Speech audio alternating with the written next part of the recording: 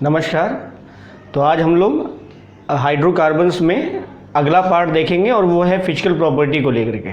ठीक है, एल्केनों के भौतिक गुण। इसके पहले की प्रीवियस वीडियोस में हम लोग मेथड ऑफ प्रिपरेशंस के बारे में बात कर चुके हैं कि कैसे हम एल्केन्स को प्रिपेयर करते हैं अलग अलग तरीक़ों से। ठीक है, और अगर मेथड ऑफ प्रिपरेशन आपको देखना होगा तो हम इसके लास्ट में इसका लिंक दे देंगे, वहाँ से भी आप जाकर के डिफरेंट मेथड्स ऑफ प्रिपरेशन यहाँ से देख सकते हैं।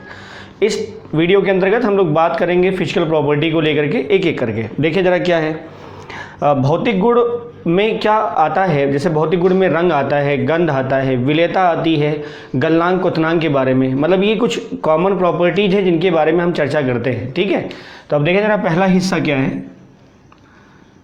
यहाँ कुछ सामान्य जो भौतिक गुणधर्म है उन्हीं के बारे में। अब हम पहले ले लेते हैं भौतिक अवस्था, मतलब फिजिकल स्टेट कैसा है उसके बारे में देखेंगे।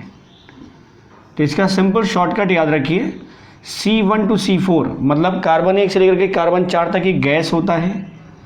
ठीक है, ये गैस होती है।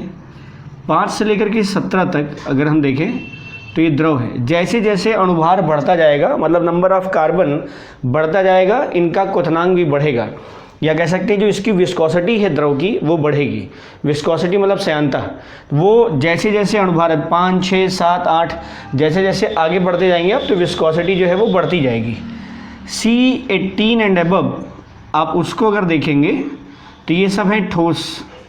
तो जितने भी ऐसे मिलेंगे समजात होमोलोगस सीरीज़ वाले, होमोलोगस सीरीज़ मतलब जिनमें जो पूरा स्ट्रक्चर है वो सब सेम होता है और उनमें डिफरेंस जो है वो CH2 के बेस पर या CH के बेस पर या C के बेस पे होता है केवल, तो वो सब कहलाते हैं होमोलोगस सीरीज़ या समजातीय श्रेणी के हाइड्रोकार्बन्स।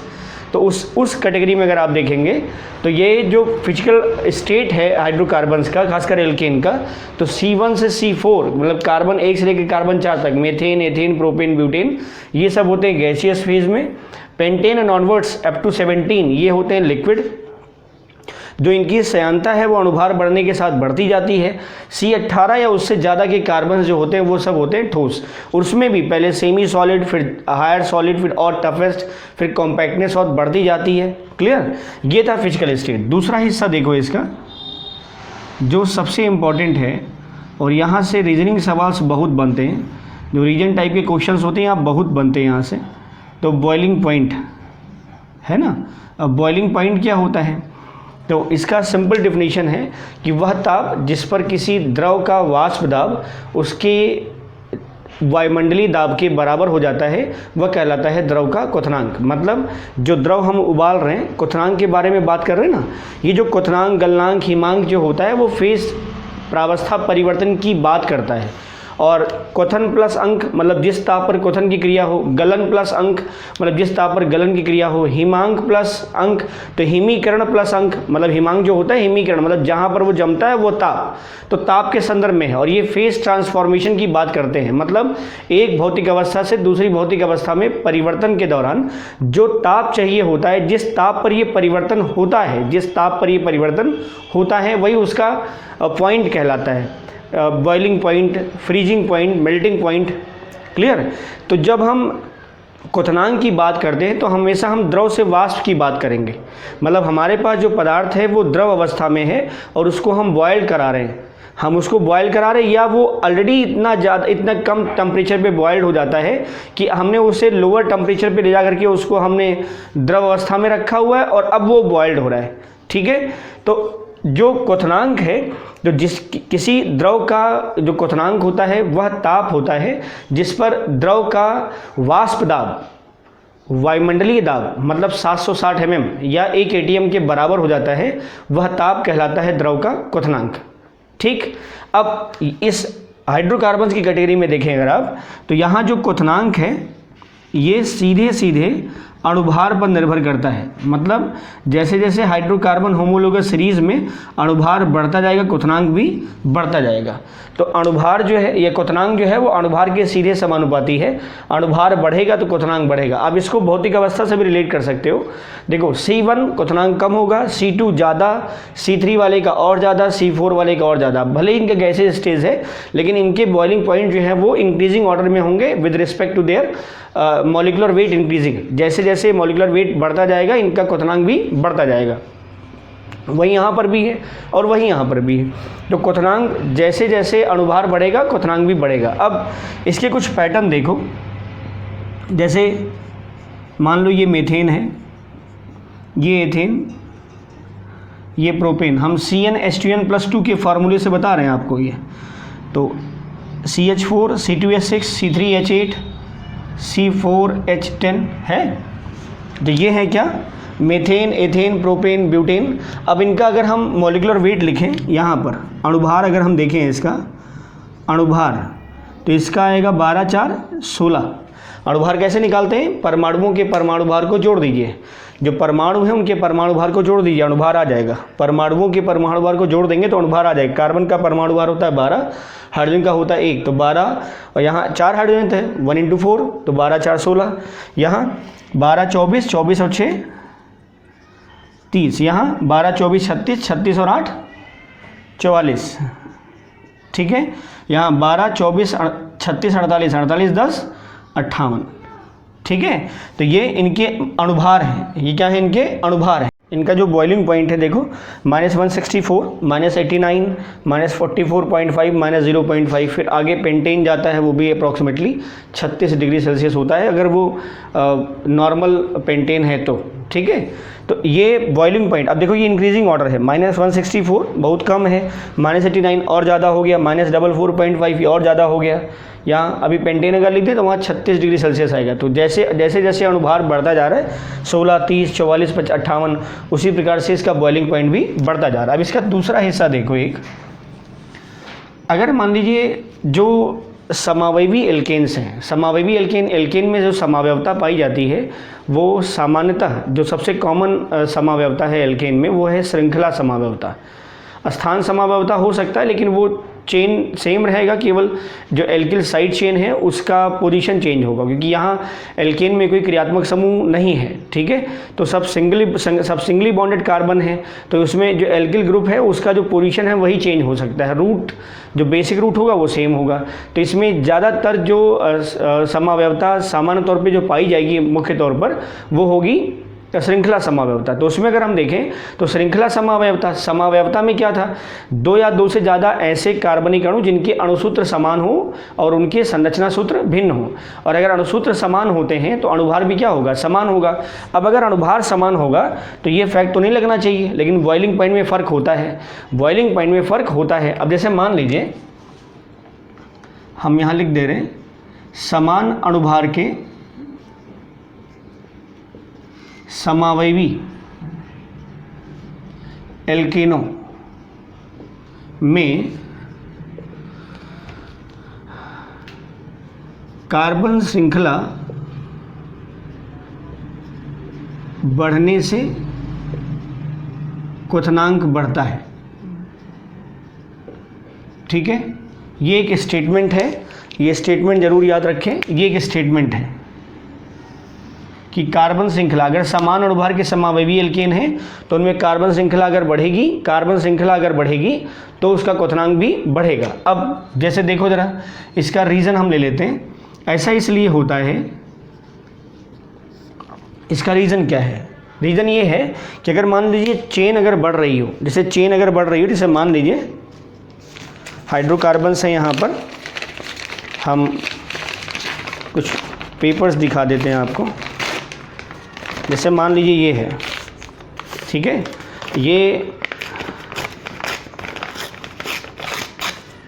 ये लॉन्गेस्ट चेन हाइड्रोकार्बन्स, ठीक है।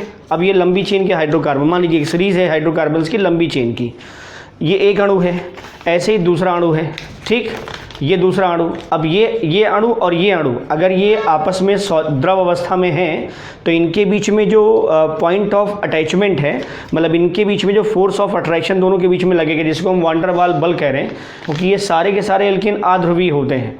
एल्केन क्या होते हैं, आध्रुवीय होते हैं, तो उनमें कोई पोलरिक बॉन्ड तो होगा नहीं, तो आध्रुवीय है, तो आध्रुवीय अणुओं के बीच में बल कौन सा लगेगा, वान डेर वाल बल। तो ये जो दुर्बल वान डेर वाल बल कार्य कर रहा है इनके बीच में, उसके एरिया ऑफ कॉन्टैक्ट जो है वो ज़्यादा है, लंबी चेन में। अगर मान लो यहीं पर अणुभार समान है और अब अणु जो है वो शाखित होता जा रहा है, शाखित होता जा रहा है मतलब ढेर सारी ब्रांचेस में कन्वर्ट होता जा रहा है, तो जो व्यवस्था होगी अणु की मतलब वो गोल होती जाएगी, क्योंकि जब ज़्यादा शाखा होगी तो अणु गोल होते जाएंगे, और जब गोल होते जाएंगे तो अब एक अणु ये है और एक अणु ये है, उसी अणुभार का जो भी हम लंबी चेन का दिखा रहे थे, अब ये छोटा अणु है और ये भी छोटा अणु है, और ये द्रव अवस्था में अगर आपस में है तो इनका जो पॉइंट ऑफ अटैचमेंट होगा वो बहुत कम होगा। तो सरफेस एरिया अगर कम हो गया तो वान डेर वाल बल का जो मैग्नीट्यूड है मतलब परिमाण वो भी क्या हो जाएगा, कम हो जाएगा, और अगर मैग्नीट्यूड कम हो गया तो बॉइलिंग पॉइंट भी कम हो जाएगा। तो सीधा रीज़न ये है कि अगर यहाँ पर कार्बन श्रृंखला बढ़ने से क्वथनांक बढ़ रहा है तो कार्बन श्रृंखला अगर छोटी हो रही है तो क्वथनांक घटेगा। तो रीज़न क्या है, क्योंकि जब श्रृंखला छोटी होती जाएगी तो अणु गोलाकार आकृतियों में परिवर्तित होने लगता है। पूरा का पूरा जो एक लंबी चेन का हाइड्रोकार्बन है उससे वो गोलाकार आकृति में परिवर्तित होने लगता है, जिसके कारण एक अणु का दूसरे अणु के साथ जो अपृष्ठ क्षेत्रफल है, संपर्क का अपृष्ठ क्षेत्रफल वो घटेगा, और वो घटेगा तो वान डेर वाल बल का परिमाण भी घटेगा, जिससे क्वथनांक भी घटेगा। तो यहाँ क्या हो रहा है, श्रृंखला कम होने से अणु का पृष्ठ क्षेत्रफल घटता है, जिससे उनके मध्य कार्यरत वान डेर वाल बल का परिमाण भी घटता है। परिणामतः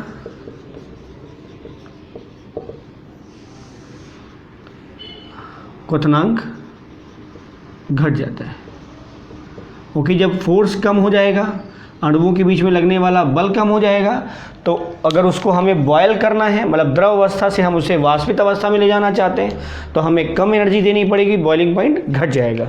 एग्जाम्पल के तौर पे हम एक ले लेते हैं, ये हम ले रहे हैं, जैसे मान लीजिए ये है पेंटेन C5H12 है ना।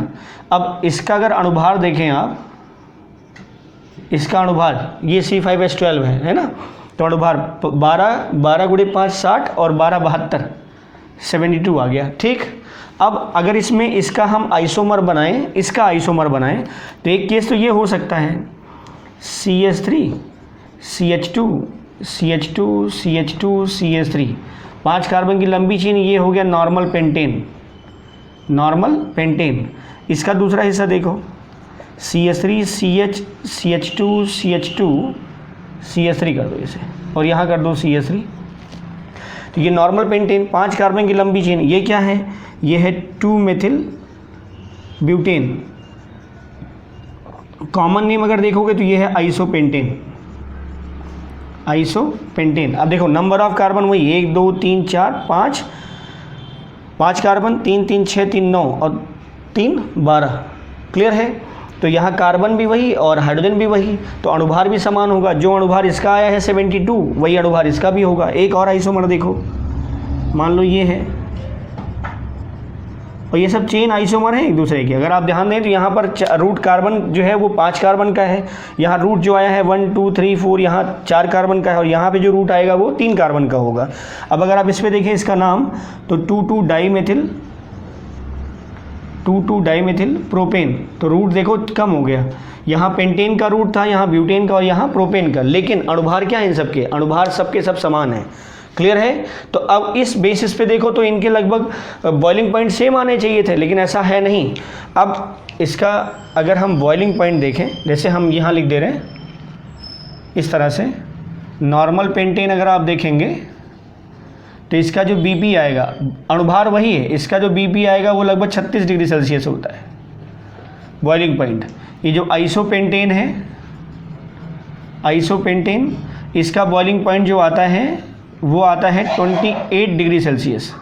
और यहीं पर neopentane, this pentane is neopentane, जिसमें 3 कार्बन का रूट है वो नियोपेंटेन। तो नियोपेंटेन का जो बॉइलिंग पॉइंट मिलेगा आपको वो 9.5 डिग्री सेल्सियस मिलेगा। देख रहे हैं आप। तो यहाँ जो बॉइलिंग पॉइंट है वो 36, चेन बड़ी थी तो जब चेन बड़ी थी तो अणुओं के बीच में जो संपर्क क्षेत्र था, अपृष्ठ क्षेत्रफल, एक अणु का दूसरे अणु के साथ संपर्क एरिया जो है बहुत ज़्यादा था, तो उसके ज़्यादा होने से उनके बीच में लगने वाला जो आकर्षण बल था, जिसे वंडर वाल बल कह रहे हैं, वो भी ज़्यादा था। चेन छोटी हो गई तो अपृष्ठ क्षेत्रफल घट गया, शाखा बढ़ गई ना, तो अपृष्ठ क्षेत्रफल घट गया, फोर्सेस कम हो गए। यहाँ चेन और छोटी हो गई तो फोर्सेस और कम हो गए, तो अपृष्ठ क्षेत्रफल जैसे जैसे घटेगा बॉइलिंग पॉइंट और कम होता चला जाएगा। क्लियर है इतना? तो ये है बॉइलिंग पॉइंट के संदर्भ में। अब अगला हिस्सा, अगला पॉइंट देखो, मेल्टिंग पॉइंट का है, गलनांक का। ठीक है, अब मेल्टिंग पॉइंट हमारे पास जो हाइड्रोकार्बन है, अगर हम ये गणना करने जा रहे हैं, अगर हम ये मेंशन करने जा रहे हैं, तो इसका मतलब जो हाइड्रोकार्बन है वो इस समय ठोस अवस्था में है। ठीक है, हम अभी इसके पहले ही बता रहे थे आपको कि प्रावस्था परिवर्तन की बात की जाती है। मतलब अगर आप गलनांक की बात करने जा रहे हैं तो इसका मतलब आपके पास जो पदार्थ है वो इस समय ठोस अवस्था में है और इसको आप गर्म करके मेल्ट करने जा रहे हैं, मतलब द्रव अवस्था में बदलने जा रहे हैं। तो अब हाइड्रोकार्बन्स जितने भी हैं उन सब के बारे में अगर हम देख रहे हैं तो सबका मेल्टिंग पॉइंट, बॉइलिंग पॉइंट निकाला जाता है। तो प्रावस्था परिवर्तन के दौरान उन्हें ठोस अवस्था में बदला गया है, अब वो ठोस अवस्था से सीधे द्रव अवस्था में आना चाहते हैं। ठीक है, तो इसको समझने से लिए इस जनरल कैटेगरी तो आप कह सकते हैं कि हाँ अणुभार बढ़ता है तो गलनांक बढ़ता है, लेकिन वो उतना ज़्यादा पर्टिकुलर मतलब सीधे समानुपाती रिलेशन नहीं जैसा बॉइलिंग पॉइंट में था कि जैसे जैसे जैसे अणुभार बढ़ेगा वैसे क्वथनांक भी बढ़ेगा। यहाँ पर चूँकि ठोस में जो संकुलन होता है, ठोस में जो घटक कण हैं उनकी पैकिंग कैसी है, उनके अंदर की व्यवस्था कैसी है, अगर व्यवस्था बहुत सघन है तो बॉइलिंग पॉइंट ज़्यादा, मेल्टिंग पॉइंट ज़्यादा होगा। अगर ठोस के अंदर की व्यवस्था बहुत सघन नहीं है, अव्यवस्थित है, तो जो मेल्टिंग पॉइंट आएगा वो बहुत ज़्यादा नहीं आएगा। तो इसमें फ़र्क हो जाता है। तो ये कैसे होता है देखो ज़रा, इसमें अगर हम देखें तो ये मीथेन, ये एथेन, प्रोपेन, ब्यूटेन और ऐसे ही पेंटेन, ऐसे आगे चले जाओ।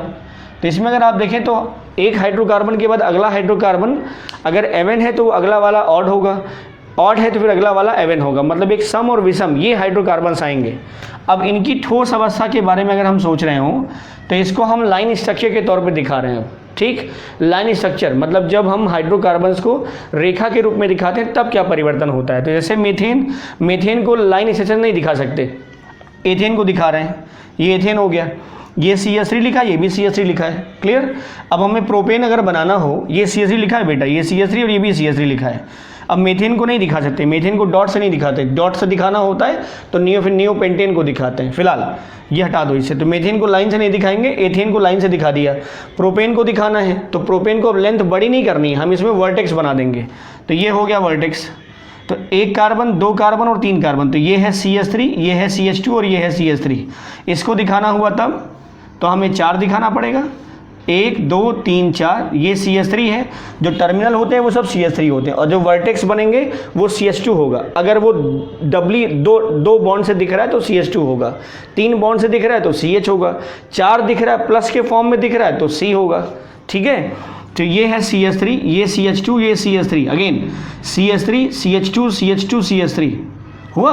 और अगर ये 5 कार्बन बनाना होता 1 2 3 4 5 हो गया, 1 2 3 4 5, तो CH3 है, CH2 CH2 CH2 और ये CH3।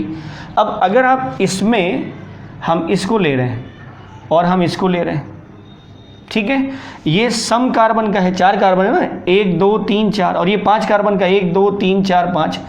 इसको अगर आप देखें थोड़ा सा समावयवता में एक और हिस्सा होता है जिसे हम कहते हैं ज्यामितीय समावयवता।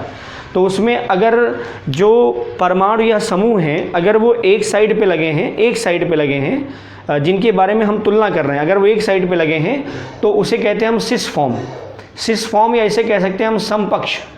ठीक, और अगर वो अपोजिट साइड पे लगे हों तो उन्हें कहते हैं विषम पक्ष या ट्रांसफॉर्म। तो अगर हम इस CH3 और इस CH3 की पोजीशन को मेंशन कर रहे हो, इसी को नोटिफाई कर रहे हो अगर हम, तो ये देखें तो ये दोनों एक दूसरे के विपरीत हैं। तो अर्थात ये कौन से फॉर्म में हो गया, ये विषम पक्ष में आएगा। ये किस में आएगा, विषम पक्ष में, इसको बोलते हैं विषम पक्ष, ट्रांसफॉर्म कहेंगे इसे। ठीक है, और ये CH3 और ये CH3 दोनों एक ही प्लेन पे हैं तो ये हो जाएगा समपक्ष। क्या हो जाएगा, समपक्ष। तो ये है विषम पक्ष और ये है सम पक्ष। ये ठोस के अंदर की व्यवस्था में जब ठोस होगा हमारे पास, तो उसमें अगर हम एल्केन्स के ऑड और एवन नंबर को देखें तो उन एल्केन का जो ऑड नंबर वाला होगा, ऑड नंबर मतलब विषम संख्या वाला होगा, तो वो विषम पक्ष अणुसूत्र की तरह व्यवस्थित होगा, सॉरी सम पक्ष की तरह व्यवस्थित होगा, मतलब CH3 और CH3 एक ही प्लेन पे आ रहे होंगे, ठीक है। जबकि जो विषम पक्ष है, विषम पक्ष ये सम संख्या वाले कार्बन के एल्केन्स में आएगा, सम संख्या वाले कार्बन के एल्केन्स में आएगा सम पक्ष, ठीक है। अब ये विषम पक्ष और ये सम पक्ष, इतना ठीक है।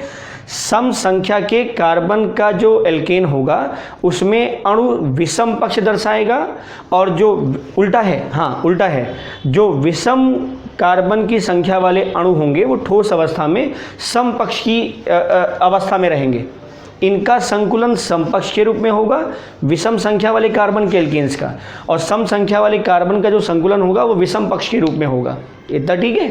तो ये है ये सम कार्बन और ये है विषम कार्बन, क्लियर। अब एक बड़ा फैक्ट ध्यान रखिए यहाँ पर, ये जो विषम पक्ष होता है, विषम पक्ष के हाइड्रोकार्बन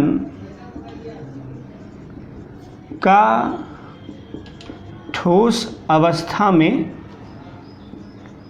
संकुलन मतलब पैकिंग, ठोस अवस्था में जो आपको बता रहे थे पैकिंग, ठीक, अंदर की व्यवस्था संकुलन, ये उच्च होता है, यही मेजर पॉइंट है इसका। तो विषम पक्ष के हाइड्रोकार्बन का ठोस अवस्था में जो संकुलन होता है वो ज़्यादा होता है। तो अगर संकुलन ज़्यादा हुआ, संकुलन उच्च होता है, तो अगर संकुलन ज़्यादा हुआ तो इसमें सघनता बहुत ज़्यादा होगी, मतलब संकुलन दक्षता ज़्यादा होगी, कॉम्पैक्टनेस ज़्यादा होगी, और अगर कॉम्पैक्टनेस ज़्यादा होगी तो गलनांक भी क्या होगा, ज़्यादा आएगा। किसका? सम कार्बन के एल्केनों का गलनांक उसके विषम कार्बन के एल्केनों के गलनांक से हमेशा ज़्यादा होता है। हम एग्जाम्पल करें, यहाँ पर C3H8 विषम कार्बन है, C2H6 सम कार्बन और CH4 विषम कार्बन है। यहाँ एक कार्बन, यहाँ 3 कार्बन, दोनों विषम के हैं और ये सम का है। अब जरा देखो इसमें, इसका ये जो मेल्टिंग पॉइंट है -172 डिग्री सेल्सियस, ये इससे भी ज़्यादा है और इससे भी ज़्यादा है, मतलब ये वाली वैल्यू जो है ये इससे भी ज़्यादा है और ये इससे भी ज़्यादा है, मतलब सम कार्बन का गलनांक कम है और विषम कार्बन का गलनांक ज़्यादा है। इसीलिए जब इसका हम ग्राफ अगर प्लॉट करते हो तो हमें जिगजैग ग्राफ मिलता है, मतलब बढ़ता है, कम होता है, फिर बढ़ता है, फिर घट जाता है, फिर बढ़ता है, फिर घट जाता है। कारण क्या है? क्योंकि यहाँ पर जो हाइड्रोकार्बन्स हैं उनमें अगला कार्बन जो होगा वो विषम का होगा, सम के बाद विषम, विषम के बाद फिर सम।